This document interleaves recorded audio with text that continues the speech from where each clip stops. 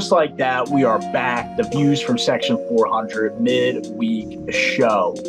We got another action-packed episode, as always, but it wouldn't be the world of sports if it wasn't hectic and crazy.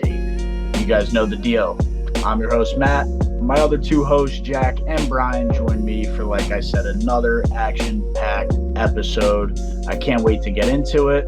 Brian, how you doing, man? Say what's up to the people. They want to know what's going on after that crazy weekend. Yeah, I was doing great. Tommy Devito, obviously. He's the man. Tommy Cutlets, Tommy Cold Cuts, whatever you want to call him. He's won 3 in a row for the New York Giants. My team's fun to watch again.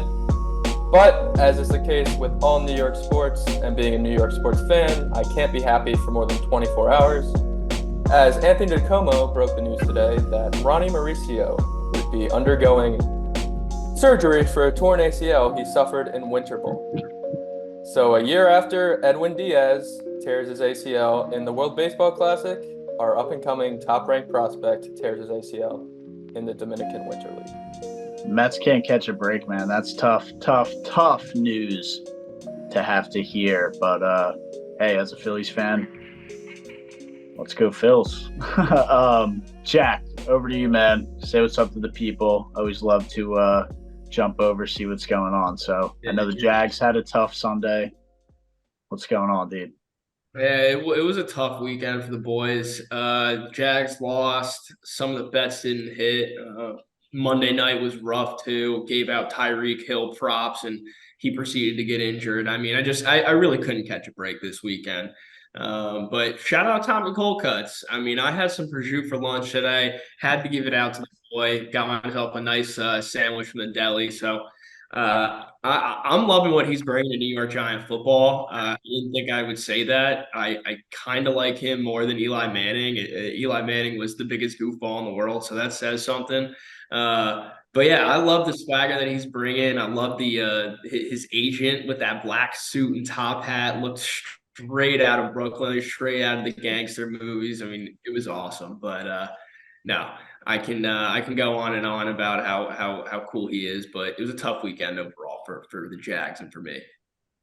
Yeah, I don't blame you, man. The Birds got their ass handed to them for a second week in a row, so they got some digging deep and some figuring out to do. Obviously, you can't go and fire the offensive coordinator mid-season like this. If you bring in Frank Reich, which a lot of people are calling for, bring Frank Reich in. Look, the Panthers are 1-12.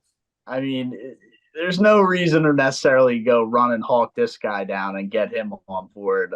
Bryce Young looked horrible. I get it. It's different talent, but let's pump the brakes on running and going to save your Frank Reich here because the Panthers haven't looked particularly special. So it's a tough spot because if you go and do a move like that and get Frank Reich, it's a total panic move. Which is not a great look either, considering you still have or tied for the best record in the league or best record in the league, however you want to put it. So definitely don't want to start pulling panic moves. And at the same time, Frank Reich, the Panthers are 1-12. So I'm not on the go run and get this guy in here for his ideas. It's clearly not the greatest. Maybe next year, but let's just roll it out. And now apparently tough divisional battles against the Giants because Tommy Cold Cuts or Cutlets, whatever the hell they're calling him up there, has come to light. And I hate the Giants. I can't stand the Giants. But I will admit that was pretty fucking gangster with his agent on the sideline, man.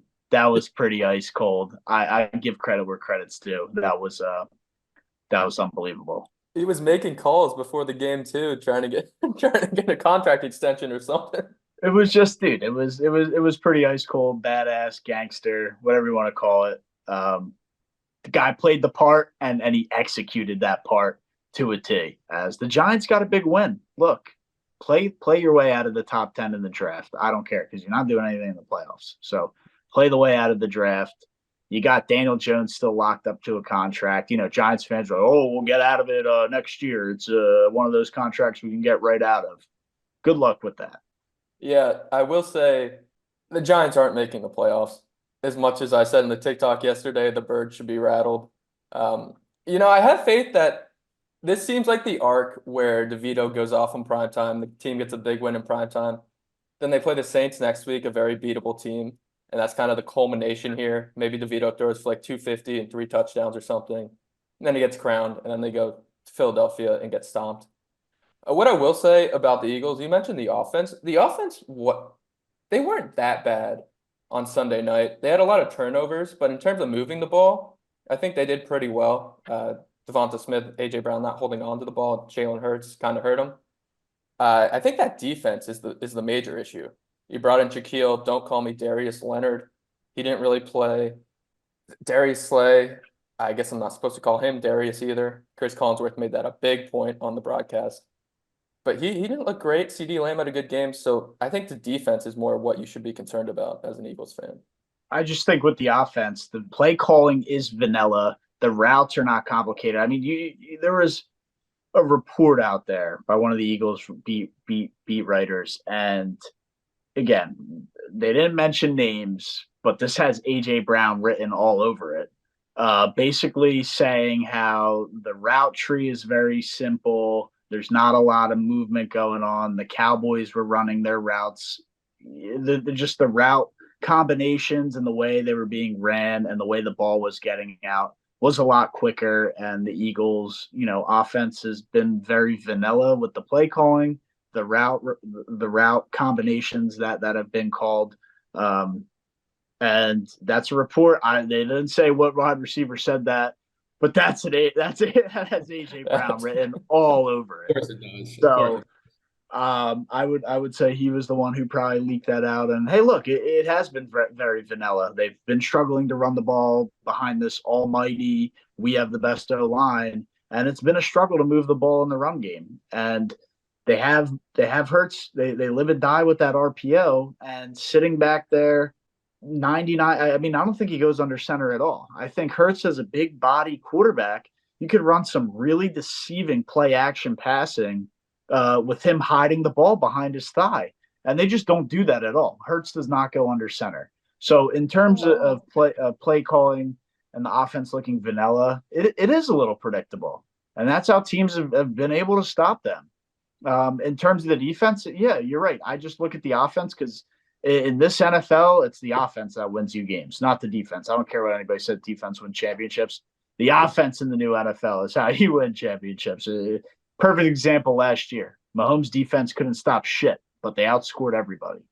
The offense has to get clicking. You're not going to have an amazing defense that's going to stop some of these high-powered offenses once you get into the postseason. So the offense has to figure it out. Yeah, sure, the defense has its holes with injuries as well. But I think there's a route for them to possibly turn it around. It hurt not having your best safety and Reed Blankenship go down early with an injury on Sunday. That doesn't help. And I think it's showing that losing C.J. Gardner-Johnson didn't help either, but he was just asking for way too much money. And he didn't even get that contract that he was asking for. So and now he's on IR. And now he's on IR on a 1-year, $8 million deal with the Lions. I don't know what team's going to go hand over a lot of money in the offseason. Maybe he comes back to the Eagles and realizes, hey, let me just go play football and shut up. But that's between him, his agent, and God. So we'll leave that alone. The Eagles need to figure it out, whether you want to critique the offense, the defense, a whole team, 53-man roster effort, including the coaching staff, needs to get it together and needs to get it together quick because we got only 4 games left. And you now have another tough road battle against the Seahawks, who have clearly shown to be competent. And I am just fully already just to be irritated on Monday night with whatever they throw out there. But I'm not going to try to overreact too much. That's my Eagles NFL talk. So I'll leave it at that for the Eagles. Jack, did you want to critique your Jags at all after, Trevor Lawrence was out all week. Then he plays last second. It was definitely late in the week report that he was going to play. Played well enough for the, crappy weather that was in Cleveland. The soared over the over-under. Joe Flacco looked like prime Joe Flacco, and Trevor Lawrence seemed to keep up a little bit in the passing game. Yeah, I mean, the Browns are a top 10 team in the NFL right now, but they are trotting Joe Flacco out there. And Joe Flacco, I'll give him some credit. There's 2 straight weeks that he's gotten the start, 2 straight weeks he's balled and brought them to win. So can't really fault him. Talk bad about him. He's really coming on right now in whatever it is, year 12 or something like that. Joe Flacco was once elite, and he might be elite once again. But coming back to my Jags, the defense, something happened during that bye week to this defense. We've been 2-3 since the bye week over the last 5 games. Those 2 wins against the Texans and the Titans, divisional games. So those are important wins, and I'm happy we got them. But 3 losses outside of the division, outside of that, 4 games left in the season. We play the Ravens this week, and then the next 3 against, very winnable teams. So I think we could finish the season out 3-1, pretty much guaranteeing us first place in the division. But the defense really needs to figure it out. We've been absolutely decimated by Joe Flacco and then Jake Browning over the past 2 weeks. And it's really just, it's not looking good. It's not looking good at all. We've got injuries on the offense. Christian Kirk was out. He just hit the IR. He's going to be out for 4 to 6 weeks. They were saying, I saw a report, he might not be back until the AFC Championship. Couple weeks away, a couple months away, but when the Jags get there, it'll be good to have Christian Kirk back for that. Trevor Lawrence threw the ball 50 times. He only completed a little over half of those. He had a decent day, but Evan Ingram, he had an awesome day, catching 11 passes on 12 targets. He had 2 touchdowns, I believe almost 100 yards, if not a little over 100 yards in this one.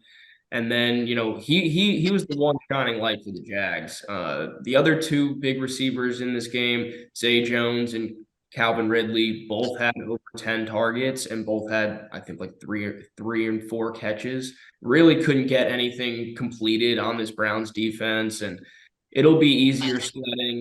Well, we have the Ravens this next week, so can't say it'll be much easier sledding, but I really hope the Jags can figure it out on offense, because the run game was abysmal. I think Travis Etienne was averaging 2.5 or maybe 3.5 yards per carry. Nothing big. I think he finished with 35 yards, 10 attempts maybe. So we really couldn't get much going on the ground. Trevor Lawrence did what he could in the air, but really wasn't all that efficient. Defense got decimated. It's just a really tough day for the Jags. You mentioned Calvin Ridley. There was an interception Lawrence had. I think Ridley was running a slant, and he was wide open in kind of a zone coverage. And he just kept running, and Lawrence threw it directly behind him. But they kind of shared a moment they both looked at each other and were like, what the fuck are we doing? I think that kind of explains what the Jags season has come to these last couple of weeks.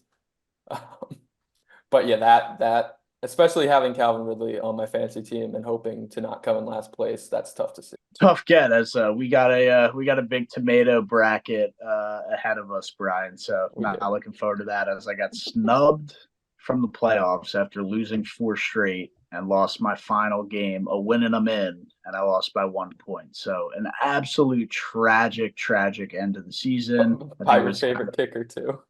Yeah, favorite kicker, Jake Elliott, banging field goals left, right, and center. Wicked curve on balls, just right through the uprights. Like, dude, you guys got blown out. Couldn't help me out there, Jake? Anyway, but other news in the NFL, we do have Patrick Mahomes whining like a little girl about the flag, which, look, I know the Eagles lost on a flag last year, so it's just so rich coming from Mahomes to just make like such a scene about it and whine and complain, and even in the press conference about the refs, which he basically won a Super Bowl on the backs of a ref last year. So pretty ridiculous there. But I mean, just watching that, another play that ended my playoff hopes in the fantasy playoffs as well. There's a lot of crazy stuff that happened this weekend that I'm still just sick to my stomach about. But yeah, that was an unbelievable play. I mean, the fact that it did have to come off from a flag does suck, regardless of what Mahomes is saying. Like, screw Mahomes, go be, whine about it elsewhere. But that play was unbelievable. The IQ of Travis Kelce, I really don't think that was made up. I don't think they correlated that beforehand. I don't know if anything came out saying they did, but that was an unbelievable play. It sucks that it had to come off the board. Also cost me a spot in the playoffs, so it hurts a little harder. But, I mean, that play was unbelievable. So other than that whole aspect, Mahomes can go keep crying like a little girl. He's just rattled because he doesn't have a cakewalk to the Super Bowl this year. And his receivers are horrible. His O-line isn't particularly amazing. And they're a little bit in shambles because the defense isn't great either. So they got a lot to figure out. Yeah, what do you guys think? I guess there's three-way tie in the AFC, and teams can get in the NFC. So I'll start with you first, Brian. Browns, 80%, they're probably in. We'll skip them. But then you have the Texans, Bills, Colts, and Broncos. And the Bills are now back into the conversation. Out of those four teams, who gets into the AFC playoffs? So, yeah, you mentioned the Browns. They're in with that win. It's going to take a lot. It's probably going to have to take Joe Flacco breaking every leg. Or I guess there's only two. Breaking both legs. And then them having to start DTR. But, yeah, Flacco seems competent enough with that defense to make the playoffs. So then you're with the Texans, who C.J. Stroud can cuss now. Davis Mills is not going to win them a game.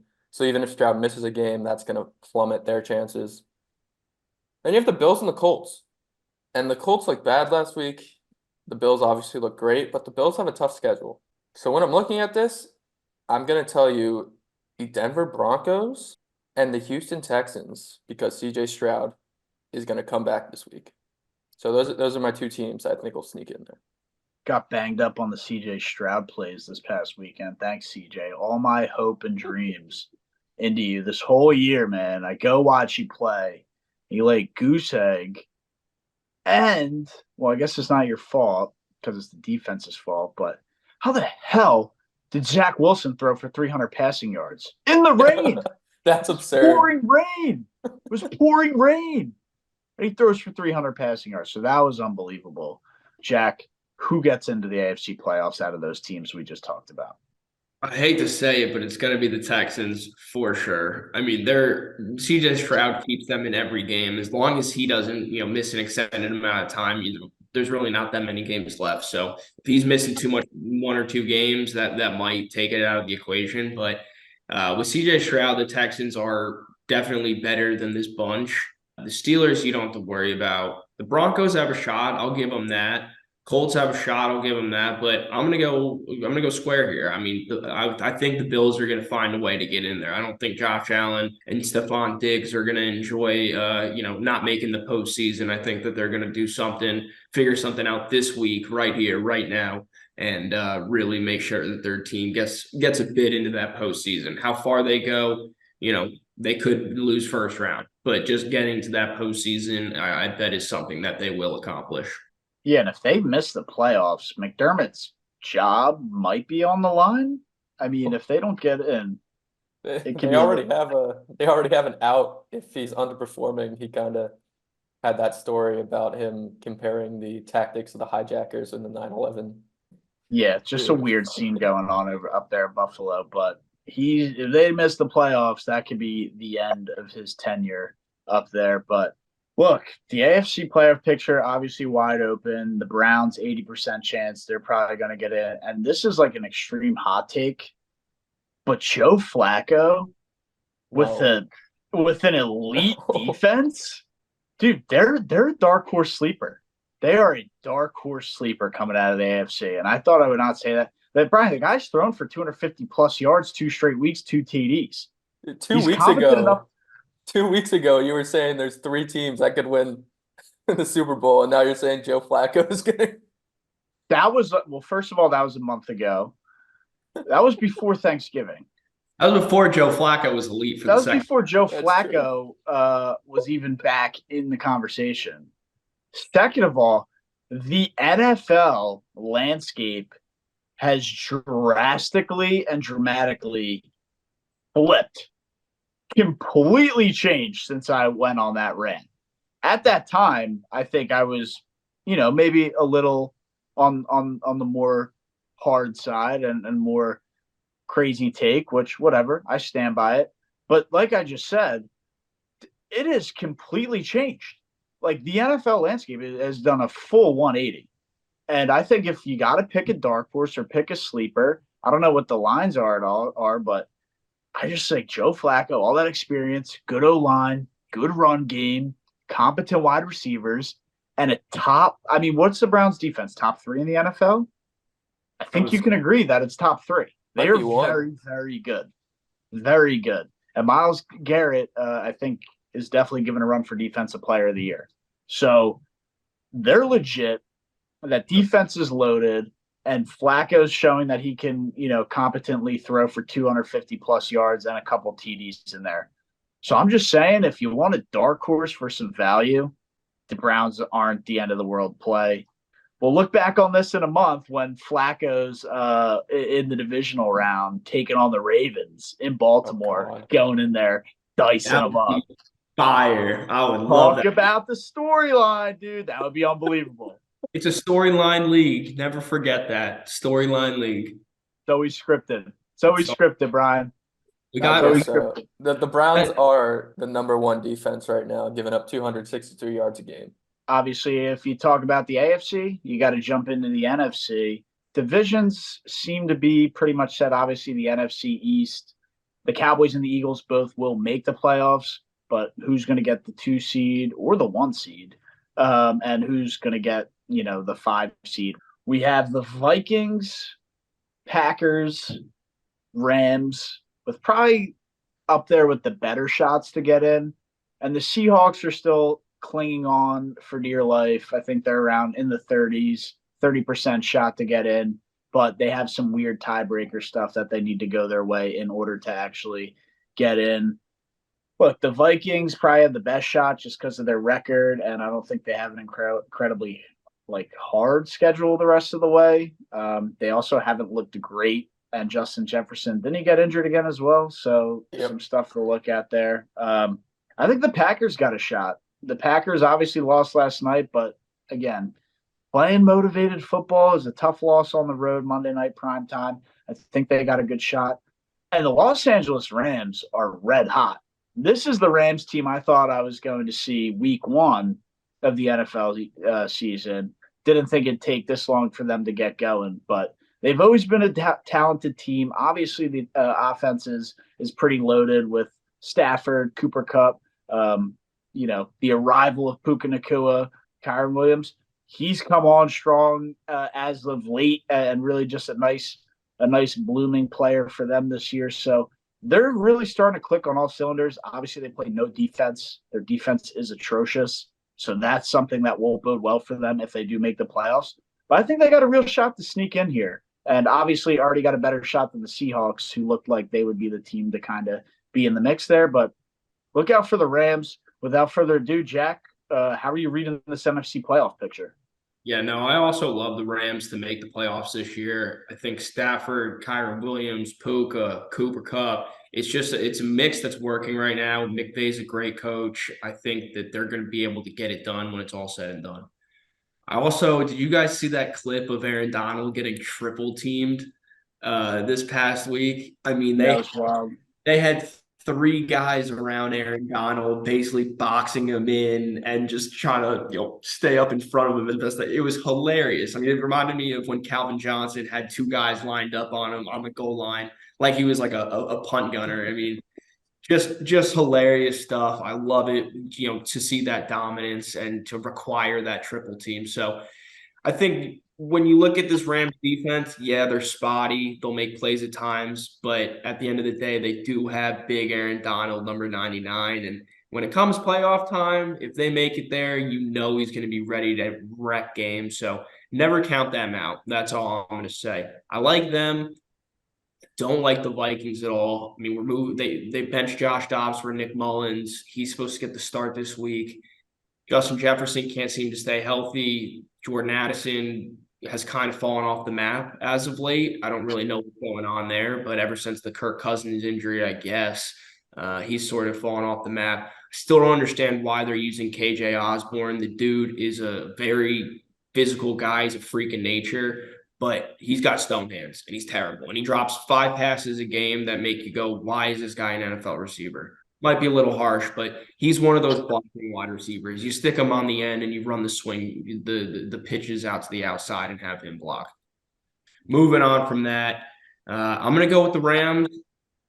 And I guess I'll go with the Packers. I mean, I don't think that the Seahawks, even though I love their roster, I don't think they're going to be able to get it done with their schedule closing out the year. I think that they lost some key games early on in the year that if they had won, they'd be in a better position now and we'd be talking about them getting in, but not with what their future schedule looks like to close out the season. So I'm going with the Rams, the Packers to close out the wild card after what I expect to be the Cowboys or the Eagles. So that's going to be what I think the NFC playoff picture looks like. Before we move on, Brian, obviously want to see who you got kind of sneaking in here. Yeah, so I know we've seen some weird quarterbacks this year, and I know weird quarterbacks have made the playoffs in the past. But I draw the line at Nick Mullins. That guy cannot make the postseason. He cannot record stats in a postseason game. I refuse to admit Nick Mullins will do that. So the Vikings are done. Then you guys talk about the Rams. I like the Rams. I think their offense is good enough, and the defense with Aaron Donald is also good enough. So they're in. Besides that, I don't really like any of these teams. So if Tommy Cutlets can beat the New Orleans Saints this weekend and get the Giants to 6-7, I am completely ready to get my heart broken again. But I won't take the Giants just yet. But just know, if they beat the Saints this weekend, I might have to buy a Tommy Cutlets jersey. I might come into this podcast and be ready to claim them Super Bowl champions. But to answer your question, it's probably going to be the Rams and the Packers. I don't even know how to address that Giants take. So hopefully just Derek Carr, get the job done on Sunday, man. Moving on. Stay tuned, though, for this week. Obviously, we'll jump into more NFL-related topics, headlines, breakdown. I'm looking to go red hot on the slate for picks. I was ice cold last week, and obviously I've had a lot of juice on the Eagles. So I haven't really been taking the betting too serious, which is a disservice to you guys. So just know this weekend I'm locked in on the bets for the whole slate. We have Saturday, Sunday, and Monday games. So we'll have you covered for every game of the slate. I want to jump over to a little bit of MLB free agency because we had some big players come off the board. Obviously, the big Soto trade where it kind of seems like the Yankees fleeced the Padres because they didn't get great MLB ready talent back. I know they got some prospects, which first glance just seem like okay prospects. There's no like heavy hitter prospects that they got in return. And they got a nice arm in Michael King, who could be solid for them, I guess. But Juan Soto is, an MLB superstar. And his power numbers were a little down. His average was down a lot. But the guy still got like a 500 OBP. And that's, if you're getting on base, especially in the MLB, that's all that matters. And you're getting on base close to 50% of the time. You want that in your lineup. And to have the short porch and right, like I've mentioned before, the Yankees play in the Little League World Series Stadium. They just teleported it from Williamsport, and now it's in the Bronx. So with the small field, the minor league field, Soto should be able to crank home runs left, right, and center, opposite field, and in that short porch and right. But the biggest thing for the whole Soto saga and for the Yankees is this a 1-year rental? Or are they going to look to re-sign them? And I'll jump over to you, Brian, with the Mets hat on. Do we see the Mets make a play after his 1 year in the Bronx? Or do they just kind of give him maybe a couple-month trial period? He puts on a show, and then Cashman's kind of forced to give him the big contract. I mean, is this a rental piece? Or is Soto, staying in Bronx for the rest of his career? Yeah, I don't think you make that trade if you're Brian Cashman, if you're not at least going to try to sign him long-term. We'll see if Soto enjoys his time in New York. I'm sure he will. And it's going to be a perfect ballpark for him, the Little League ballpark. He can juice up his career home run totals. And as bad as the Yankees have been in terms of being frauds the past decade, they're still a team you'd think of as a team that could win the World Series every year. So I think Soto's going to like being there. I will say we reacted to the Soto news as well. We'll get into Ohtani. Both of them are on our Spotify and Apple emergency podcast. We started doing those. So for an extended discussion about both these deals, go check those out. But my last thing on Soto, I do think they try to re-sign him. I think Soto ultimately does it for the sole purpose that his home run totals can be juiced up in that ballpark. Jack, did you want to add anything on the Soto breaking news? Obviously, a pretty big piece moving across the country over to the Bronx. Yeah, no doubt about it. I mean, the Yankees, this is nothing new for them. They see something shiny, they want it, they buy it. It's as simple as that, right?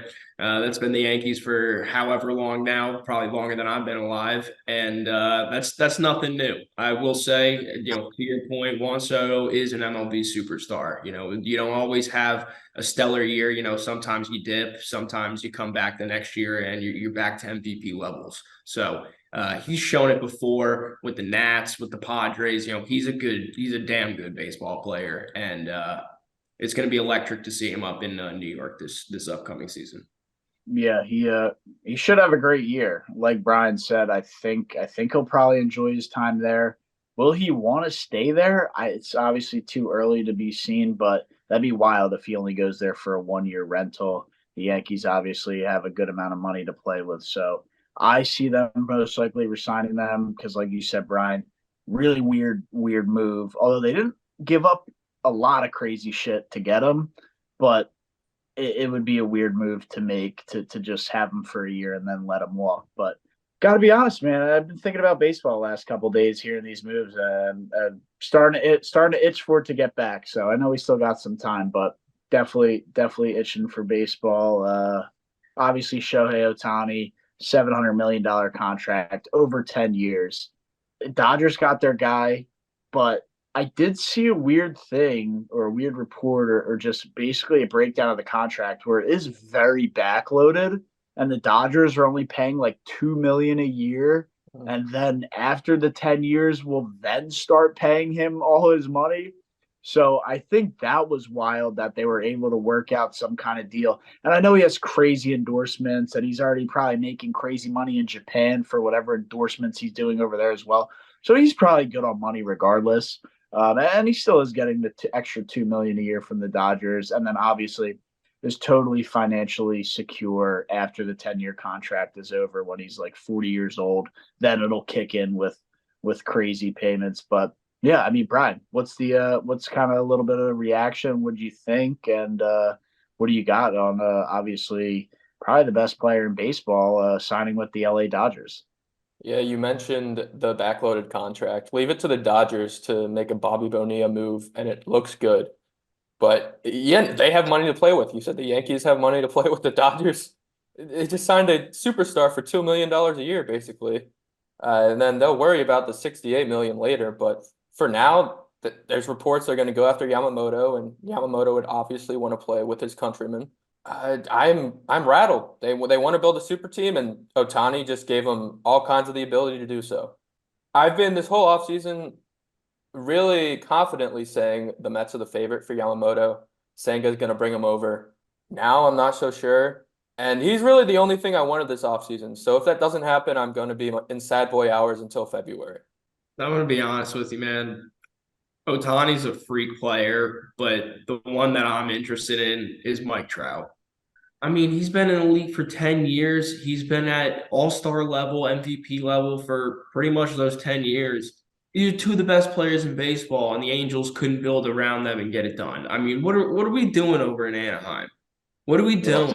The GM has no idea what's going on. I mean, they had guys like who was it? Phil Nevin was the manager. I mean, these just bozo managers who were I mean, just bozo clown managers who were running the show out there. That didn't help with obviously critical decision making, lineup cards, and who to put in pitching wise in the bullpen. In different spots as the game rolls on. So that probably didn't help. The other part is you mentioned Ohtani and Trout. And then after that, their lineup was pretty god awful. I know they might have had like a piece here and there, Logan O'Hoppe, Jared Walsh, Brandon. Stop it. That guy is not an MLB hitter. That guy cannot He's hit. good. I like David Fletcher. He's a nice. He might be okay in the field. The guy cannot hit. He barely can hit the ball in the infield. You're not. I'm not going on a David Fletcher rant. The guy can't hit the ball. He doesn't hit for average. 270 hitter. I don't care. He's not a piece that I would want built. Like you can get a better shortstop than David frickin' Fletcher. to put around these guys. And I'm going to leave it at that. Can't believe you're advocating for David Fletcher, 270 I love him hitter. on the Mets. I would love Okay, David go Fletcher. sign him. Go sign him. I He'd think be he's worse hurt. than he'd be worse than Guillorme. Look, all I'm saying is I feel bad for the Jersey boy, Mike Trout, man. He's just been one of the best in the league. He came in as one of the best prospects. He's been a killer in the league forever. And hasn't gotten anything done. I mean, it's not really on him. Baseball is a team sport. I mean, it's 9 guys up that go up to bat. There's 9 guys out there in the field that got to get the job done. So I get it. It's not all on him, but I feel so bad for him and how, he's gotten no postseason appearances. He's got no, real credentials when it comes to it. I mean, everybody in every sport nowadays, it's all about the championships. Everybody knows that. I mean, come on. Whatever. He's making a boatload of money. He's not going to win shit. Go be locked in for the Angels. Your managers have been dog shit. The GM is dog shit. The owner probably is no better than the Oakland A's. He just puts a little bit more money into it. But I wouldn't be surprised if they're both just absolute morons. And it's what it is. So Mike Trout, I did feel bad for you. You had an opportunity to possibly come over to the Phillies. Harper was doing a little recruiting, tampering, whatever you want to call it. And you stuck your middle finger up, and now you can shove all that money up your ass because you're not going to win anything. So anyway, where's Yamamoto going, dude? Because he sounds like he's not signing with the Mets anymore. Look, if the Mets don't sign him, they are like beyond rattled on the mound. Like Kodai Senga, and then nobody after that. Severino. It'd be Kodai Senga, Jose Quintana, Luis Severino, David Peterson, and Tyler McGill.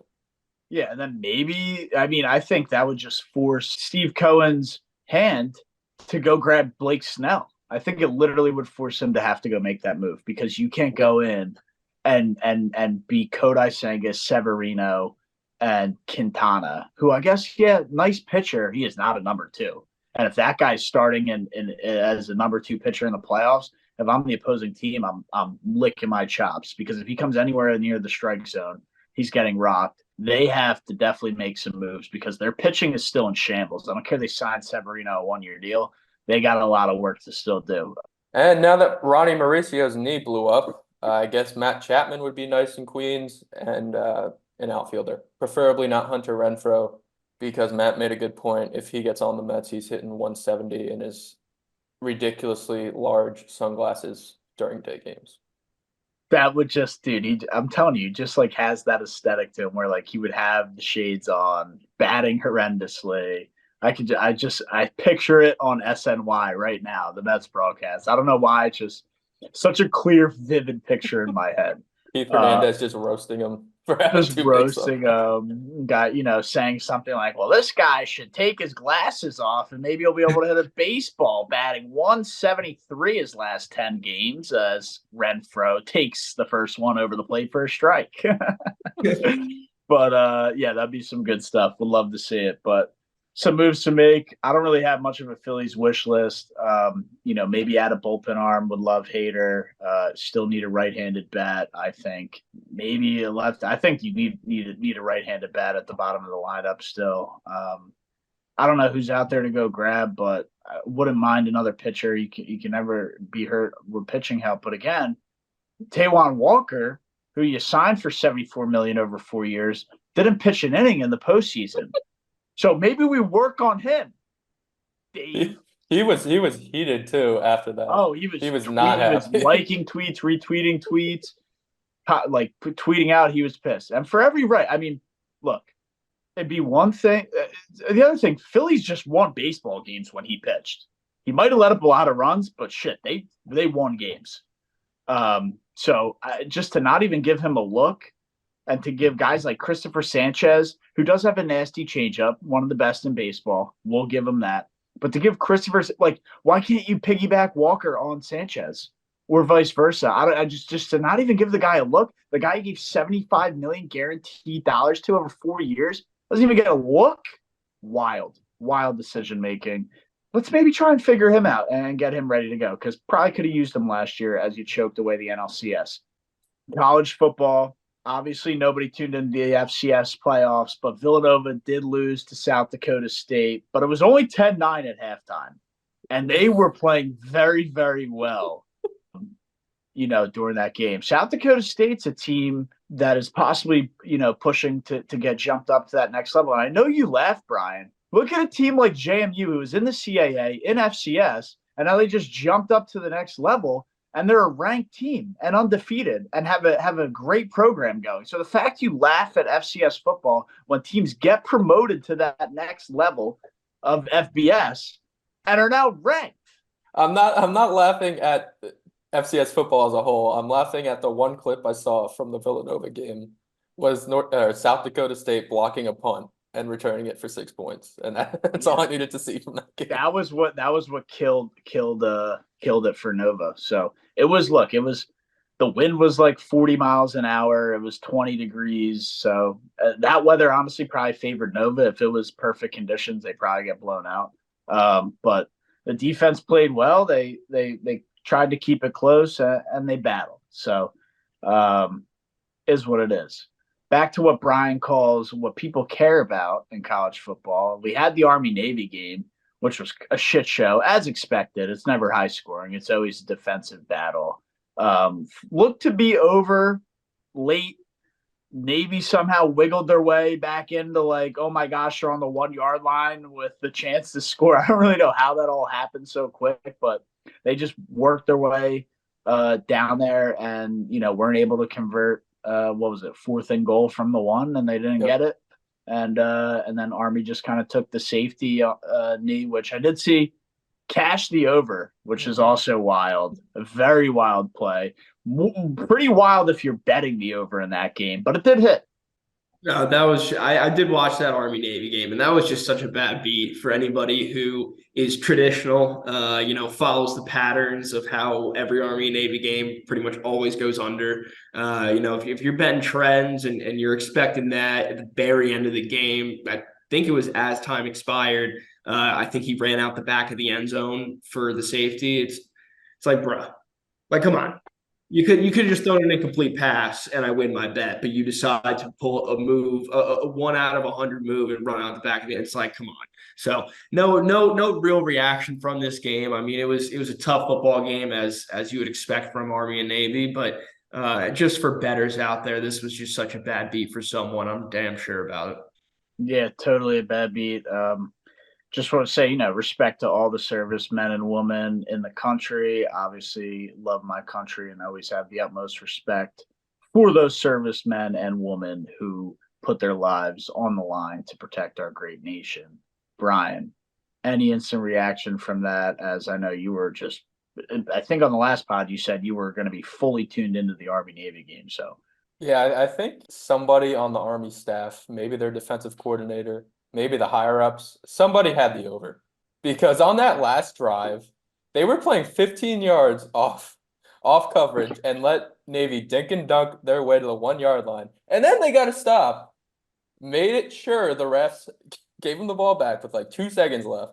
Didn't throw it up out of bounds, didn't do anything. Ran out of the back of the end zone to cash the over. So I don't know what kind of Lockheed Martin missiles they got to buy or what's going on over there. But I think someone on Army had the over. Refrain from betting on that game because, like Jack says, it normally goes under, and life's too short to bet the under. Such an ugly game to bet on. I stayed far away from that, but yeah, so really exciting stuff. Obviously, it's the holiday season. We got college football bowls coming up. Didn't have any this weekend, but they're starting on Saturday. So what we're going to do here at Views from 400, we're going to do the 12 days of Bowlmas. So every day for 12 days, starting with JMU and Air Force on December 22nd, we're going to bring on guests, alumni from all the schools, bunch of bowl games. We'll still have the NFL pod. We'll have some guests on for that as well. Just little episodes, 20, 25 minutes, going over the bowl games, talking to the guests, seeing what their experience at the school was like, what they're liking, how they like the football team. It's going to be a lot of fun, a lot of good content coming up, and it's all going to culminate with a live show of us reacting to the college football playoff semifinals. So definitely look out for that starting on December 22nd, every day for 12 days. Everybody get locked in because it's going to be some great content to close out the year and get us ready for just an absolutely explosion of a 2024. So obviously super hyped about that and can't wait to get it rolling. Yeah, as always, we're going to give you that good analysis on all the bowl games, and we're going to give you some good characters as well. You guys are going to look forward to some of these guests we're bringing on. A lot of juice, a lot of energy. It's going to be a fun time over here at Section 400. Yeah, definitely look out for it because like everybody kind of just said, it's going to be electric. Guess we can jump over to the NBA. The Los Angeles Lakers win the in-season tournament. Looking back on this 2 months ago, it's like, yeah, how would you not guess that LeBron's going to win the in-season tournament so they can just make it a whole headline and make it a whole thing? So, and really probably give him his last piece of hardware because the Lakers aren't winning it all this year. I don't care what anybody says. I don't want to hear it with LeBron. I don't think he has enough in the tank to carry a team to a finals victory, win a series in the finals. I just think the NBA is too quick and too good for what he is at his age. It's not taken away from his career. That's not hating. That's just what it is in real time at this point in time. So, like I said, no hate there, but obviously Adam Silver had to give a little love to LeBron for whatever they want to try and say this in-season tournament is. They said they want to increase viewership, and they had the two semifinal games like during the workday. So just really weird scheduling by the NBA. I'm usually not even tuned into the regular season. Obviously, as a Sixers fan, second round exits are just obviously on repeat for us. So I'm just not even tuning into anything crazy. I'm just fully expecting the second round exit. Shit, they might lose in the first round this year for all I know. But I'm not going to be a crazy Sixers hardo on that. Brian, give us a breakdown. Would you love? Would you hate? Should the NBA bring this back? Yeah, so I'm excited this is over, but I'm also sad it's over. I will say now the in-season tournament's done with, we are going to try to put the NBA to bed as much as we can with the NFL playoffs heating up here. And college basketball is our favorite basketball, so won't be as much NBA content. Sorry if you're a big fan. But so I like the tournament as a whole. I think it's stupid that they gave out medals to the Lakers. I think it's great they gave out 500K to the Lakers. It's also dumb they didn't get an auto bid to the postseason. I think that's something that should be implemented next year. I'm not sure how you would do the logistics of it, but I think that should be a thing. The fact the stats didn't count in the championship game are gross. One, for fantasy basketball purposes, I needed Tyrese Halliburton to get me some points. Also, Anthony Davis was the third Laker ever to get 40, 20, and 5 in a game, and that's just not going to count. So that's cool for Anthony Davis. Thanks, Adam. Yeah, in terms of the tournament as a whole, I liked it. I thought it was good seeing guys like Tyrese Halliburton get a spotlight, something that's going to come back. And I think now that LeBron won it, more players, more stars at least, are going to try to win it for their role players in the future. But kind of just running down the NBA here, big storylines. The Detroit Pistons have lost 20 games in a row, just as everybody probably expected because that team is gross. The Orlando Magic, something people didn't expect. I know, Matt, you kind of touched on it last week. They're the 2 seed. The They're a team's very wagon. good. They're an absolute wagon. They don't lose. It's pretty incredible. They're right behind the Celtics. I think they're a game behind Boston right now for that 1 seed in the East, and no signs of slowing down. So good for them. Also in the 2 seed in the West are Thunder. I guess the girl that Josh Giddey allegedly slept with, she's not going to talk, so he's playing basketball. So the Thunder are at full force, and we're still going. But yeah, that's pretty much everything here. The Timberwolves are still the 1 seed in the West. They're great defense, lead the league in defensive efficiency, but everything else is kind of what you would expect so far. Yeah, basically, I couldn't have said it any better myself as I've been just so locked into this nonsense. Anyway, yeah, I mean, dude, the Magic are kind of that team who you could see be like a 1-2 seed, have an amazing year. Nobody expected it, and then like choke out in the first round. So obviously, it's a nice start for them. We'll see if they keep it up as we're still pretty early in the NBA season. But totally see them being a team that like flounders out in the first round. So wouldn't get too crazy on them. But yeah, it's crazy. They've been so bad for the last 5 or 10, however many years. So I guess good for them and their fan base if they even really have one down there in Orlando. I don't know what that looks like. Can't imagine it's anything crazy as Yeah, I know one Magic fan. Shout out Nick Brown.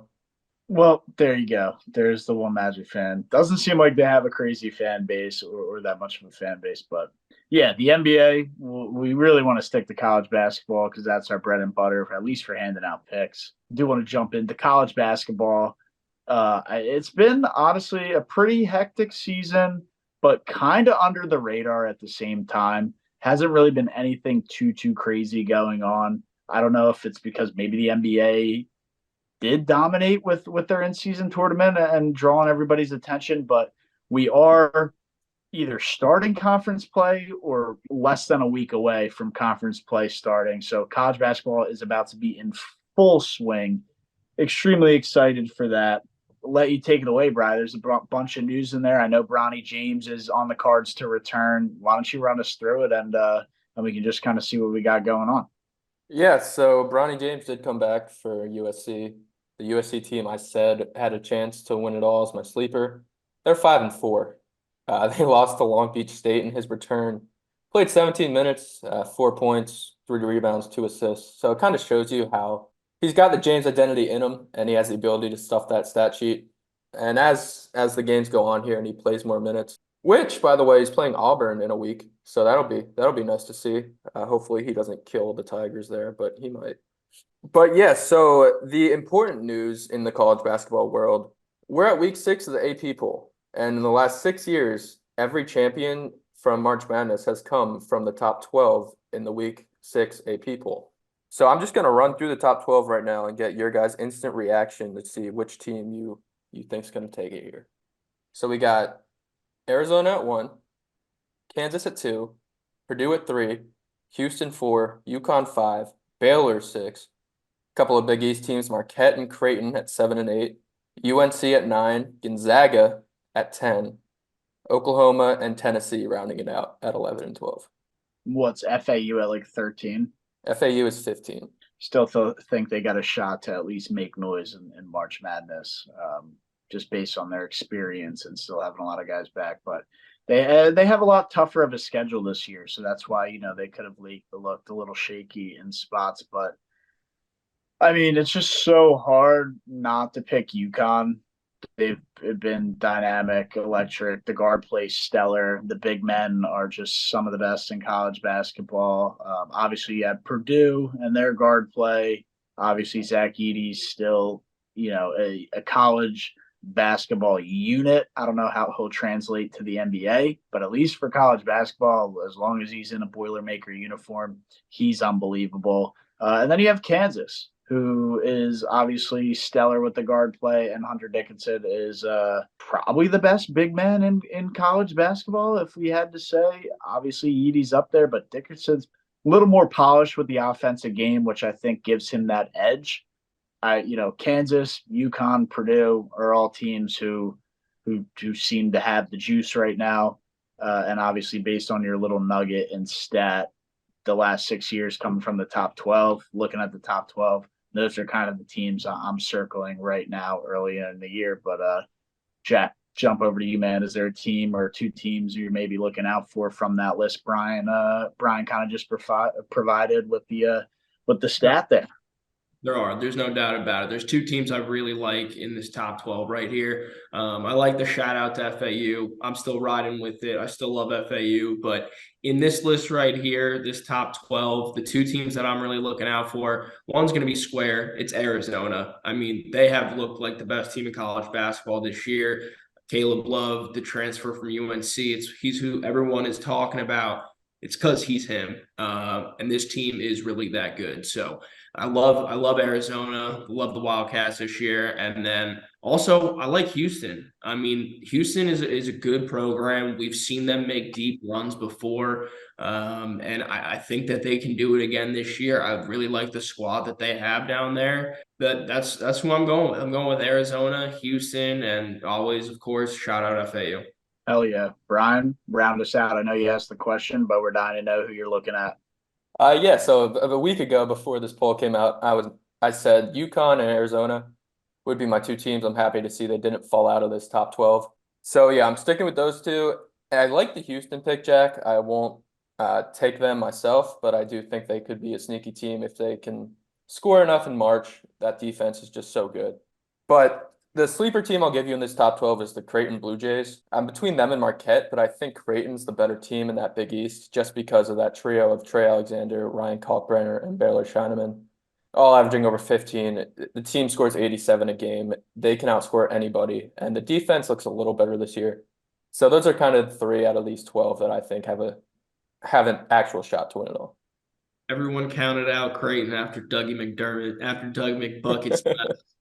But here they are in our top 12. Here we go, baby. Creighton is back. I know you touched on Doug McDermott. Isn't Doug's father still the head coach there? Yep, Greg's still coaching over there. Yeah, so they look out for Dougie McDermott to be courtside at some of these games this year, and maybe even obviously if they're making a run in the tournament, he's going to be there. Yeah, so obviously pretty big college basketball weekend upcoming. A lot of big games on the card. Top 10 matchups, top 25 matchups are on the card. I don't want to jump into it too quick because look out for Saturday morning. I'm going to drop a detailed, specialized video running through some of the top games and giving out some analysis on which way I'm leaning, if you're going to bet the spread, and if it's close on the money line, if you should take a money line one way or the other. I'll do my best to give that in-depth analysis and hand out some free lines. If you're looking to get some action, you don't know which way to go, I'll do my best to do the research and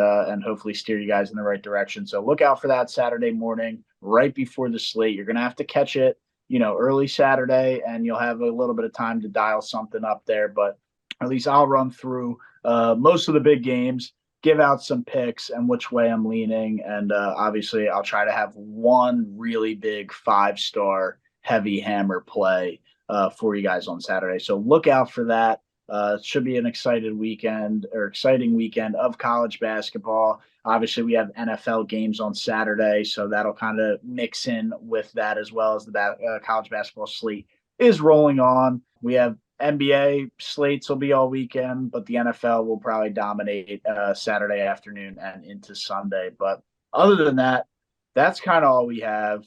I don't have much to say, so I'll let you guys close it out. Thanks for tuning in and sticking with us. These shows are getting hectic because we're obviously MLB's over, but we're still in that sports equinox sort of just a lot of worlds colliding right now in the world of sports and a lot of big topics to cover, which is why, the shows run a little longer, but we love doing it for you guys. We're taking the time out to give that analysis and hopefully win you guys some money for any picks we hand out. So look out for that. That's all I got. I'll shut it down with this. The Philadelphia Flyers are a wagon, and they're making the playoffs this year. And I'm very ready for after New Year's for them to go on like a 12-game losing streak and just absolutely crush everything I just said. But for right now, Flyers are a wagon. That's all I got. I'm out. Bad month to be a Tagovailoa. Auburn basketball kick Indiana's ass. Keep on rolling. More Eagle.